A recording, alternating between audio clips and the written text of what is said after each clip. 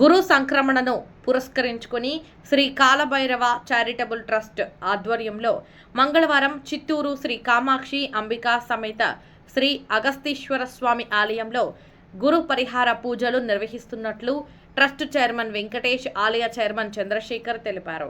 ఈ సందర్భంగా వారు మాట్లాడుతూ ఉదయం ఆలయంలోని శ్రీ దక్షిణామూర్తికి సుగంధ పరిమళ ద్రవ్యాలతో విశేష అభిషేకం జరుగుతుందన్నారు. అనంతరం శివలింగాకారంతో బొమ్మ గీసి దాని చుట్టూ టెంకాయతో దీపాలు వెలిగించి పూజలు నిర్వహిస్తామన్నారు.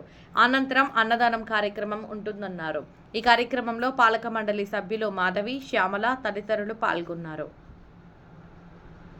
ఈ నెల 26వ తారీఖు మంగళవారం నాడు విశేషమైన గురు సంక్రమ పూజ అనేది జరపబడతాయి మన గుడి యందు, అగస్తీశ్వర స్వామి గుడి యందు.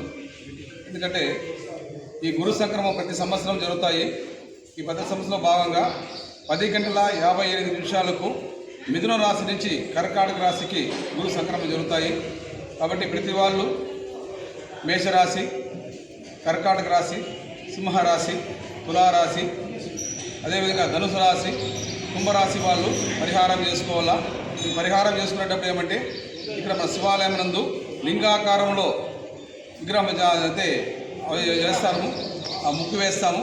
ఆ ముగ్గులో ప్రతి ఒక్కరూ ఒక టెంకాయ తీసుకొనేసి ఈ చెయ్యంత సైజులో పసుపు గుడ్డలో బుడ్డ సనుగులో మూట కట్టుకొనేసి ఏ రాసు వాళ్ళు ఉన్నారో వాళ్ళంతా 3 టెంకాయలు తీసుకొచ్చి 6 దీపాలు వెలిగించండి. ఈ వెలిగించడం వల్ల గురు సంక్రమణ పూజ అనేది ఈ దోషాలన్నీ దొరుకుతాయి.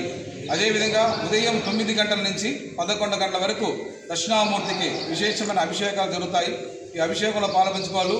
పాలు, పెరుగు, తేనె తీసుకొచ్చారంటే టెంకాయ పూర్వం నుంచి అర్చన చేసుకోండి.